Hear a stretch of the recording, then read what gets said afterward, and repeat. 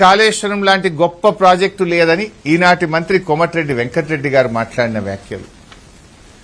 మ్యాగ్సెసే award గ్రహీత గౌరవనీయులు రాజేందర్ సింగ్ గారు కాళేశ్వరం ప్రాజెక్టుతో గోదావరి ప్రాజెక్టు ఒక జీవనదిగా మారిందని మ్యాగ్సెసే అవార్డు గ్రహీత రాజేందర్ సింగ్ గారు చెప్పిన వ్యాఖ్యలు. అదేవిధంగా CWC chairman, central water commission chairman Masood Hussain గారు దేశములో ఎక్కడి లేని విధంగా కాళేశ్వరం పనులు జరుగుతూ ఉన్నాయి, ప్రాజెక్టు డిజైను పనుల ప్రణాళికలు చాలా బాగున్నాయని ఆనాటి సిడబ్ల్యూసి చైర్మన్ మసూద్ హుసేన్ గారు ఈ ప్రాజెక్టుకి ఇచ్చిన కితాబ్. పంజాబ్ ముఖ్యమంత్రి గారు భగవత్ సింగ్ మాన్ గారు ఈ కాళేశ్వరం ప్రాజెక్టును విజిట్ చేసి మేము నేర్చుకున్నాం, ఇది అద్భుతమని చెప్పినటువంటి మాటలు.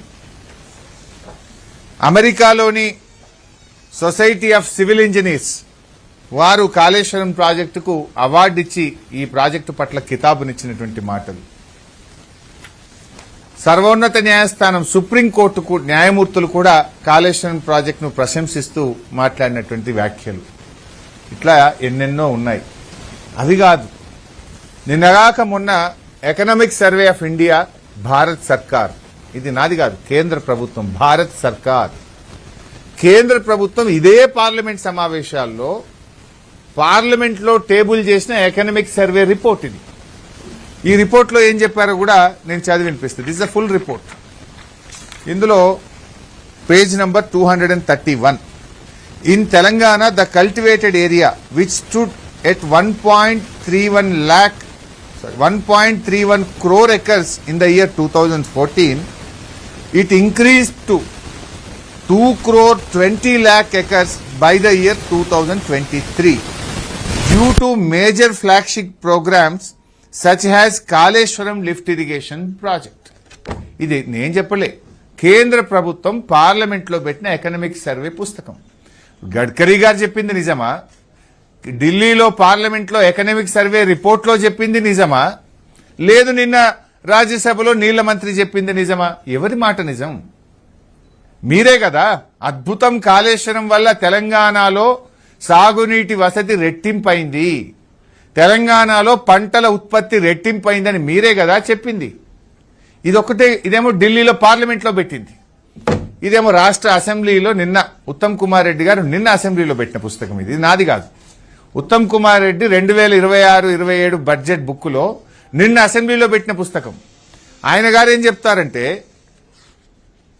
నిన్నేమంటాడు రేవంత్ రెడ్డి గాని సిఆర్ పాటిలు 1,00,000 కోట్లు కొట్టుకపోయింది, ఖర్చు పెట్టింది 90,000 కోట్లు అయితే 1,00,000 కోట్లు కొట్టుకపోయింది అంటారు.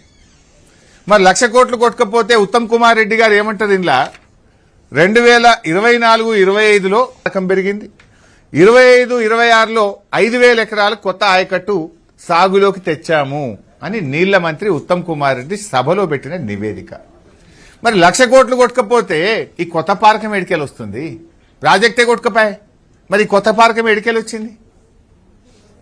అంటే ఇదంతా కూడా బీఆర్ఎస్ మీద బురద రాజకీయం, బురద జల్లే రాజకీయం. ఇప్పుడు నిన్న మొన్న మనం భువనగిరి జిల్లాలో ఆలేరు ఎమ్మెల్యే గారు, భువనగిరి ఎమ్మెల్యే గారు పోయి కాలువలకు నీళ్లు, పంట పొలాలకు నీళ్లు వదులుతూ నెత్తి మీద నీళ్లు చల్లుకుంటున్నారు కదా. మరి అవి నీళ్లు కాళేశ్వరం నీళ్లు కావా? నిన్నగాక మొన్న ముఖ్యమంత్రి గారు పోయి గంధమల్ల ప్రాజెక్టుకు కొబ్బరికాయ కొట్టిండు. గంధమల్ల ఏంటిది? Is it not extension of Kaleshwaram? గంధమల్లకి ఎక్కడి నుంచి పోతాయి నీళ్లు? మిడ్మానేర్ నుంచి అనంతగిరి, అనంతగిరి నుంచి రంగనాయక సాగర్, రంగనాయక సాగర్ నుంచి మల్లన్న సాగర్, మల్లన్న సాగర్ నుంచి కొండపోచమ్మ సాగర్, కొండపోచమ్మ సాగర్ నుంచి గంధమల్ల బోలు. ఇవన్నీ కాళేశ్వరం కాకపోతే ఏంది? Is it not Kaleshwaram? ఇవన్నీ లేకపోతే గంధమల్లకు నీళ్ళు వస్తాయా? ఇవన్నీ కాళేశ్వరంలో నిర్మించినాయే కదా. అంటే కాళేశ్వరం ఇంటాక్ట్ ఉంది కనుక, నీళ్లు పారుతున్నాయి కనుక నువ్వు గంధమల్లకు పోయి కొబ్బరికాయ కొట్టినావు నల్లగొండల.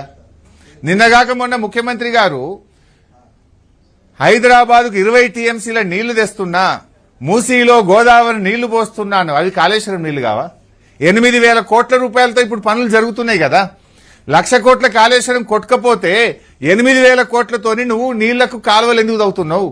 నీళ్లే లేకపోతే, కొట్టుకునే పోతే 8,000 కోట్లతోని మల్లన్న సాగర్ నుంచి హైదరాబాద్కు కాలువ పనులు ఇప్పుడు ఎందుకు జరుగుతున్నాయి? అది నీ ప్రాజెక్టే లేకపోతే 8,000 కోట్లు ఎవడన్నా మెదడున్నోడు ఖర్చు పెడతాడా, పనులు చేస్తాడా? అంటే కాళేశ్వరం ఈజ్ ఇంటాక్ట్. కాళేశ్వరంలో నీళ్లున్నాయి. మల్లన్న సాగర్లో ఈ నిమిషానికి 25 టీఎంసీల నీళ్లున్నాయి. అందుకే ఆ నీళ్లను హైదరాబాద్కు తెస్తా అంటున్నావు. అంటే కాళేశ్వరం ఈజ్ ఇంటాక్ట్. ఇలా అంటే ఈ వాస్తవాలను మరుగున పరిచే ప్రయత్నం చేస్తున్నారు. నేను సిఆర్ పాటిల్ గారు కోరుతా ఉన్నా, రండి ఒక్కసారి తెలంగాణకు పోదాం, యాదాద్రి జిల్లాలో పోయి అడుగుదాం, గతంలో నీళ్లు బారినాయా, ఈ నీళ్లు కాళేశ్వరం నీళ్ళా కావా, యాదాద్రి జిల్లాలో భువనగిరి ఆలేరు ప్రజలను అడుగుదాం. పోదాం జగిత్యాల జిల్లాకు పోయి చొప్పదండి, జగిత్యాల, మెట్టుపల్లి ఆ జిల్లా ప్రజల్ని అడుగుదాం, రైతులను అడుగుదాం. పోదాం కరీంనగర్ జిల్లా, కరీంనగర్, మానకొండూరు, హుస్నాబాద్ రైతులను అడుగుదాం.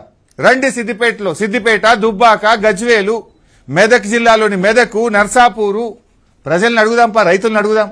ఎప్పటి నుంచి నీళ్లు వస్తున్నాయి, ఈ నీళ్లు ఏ నీళ్లోని గలగల పారే గోదావరి నీళ్లను చూద్దాం, పచ్చటి పొలాలను చూద్దాం, పక్కనున్న రైతుల్ని పలకరిద్దాం. వస్తారా రండి సిఆర్ పాటిల్ గారు? ఎందుకు ఈ అనుచితమైనటువంటి వ్యాఖ్యలు చేస్తారు? మనం పోదామండి, రండి. మీరు ఎవరు వస్తారు? రండి. బీజేపీ కిషన్ రెడ్డి గారు వస్తారా, బండి సంజయ్ గారు వస్తారా, లేదు కాంగ్రెస్ నాయకులు వస్తారా? రండి, నేను తీసుకెళ్లి చూపిస్తా. నా నియోజకవర్గంలో ఇప్పుడు ఈ యాసంగిలో 80,000 ఎకరాలు పండుతుంది. 80,000 ఎకరాలు ఒక సిద్దిపేట కాన్స్టిట్యున్సీలో పండుతుందంటే అవి కాళేశ్వరం నీళ్లు కావా? పక్కన మానకొండూరులో బంటలేదా కాళేశ్వరం నీళ్లతో? హుస్నాబాద్లో బంటలేదా? దుబ్బాకలో బంటలేదా? మెదక్లో బంటలేదా? నర్సాపూర్లో బంటలేదా? చొప్పదండ్ల బంటలేదా? పోదాంపా, ఏ కాన్స్టిట్యున్సీకి పోదాము?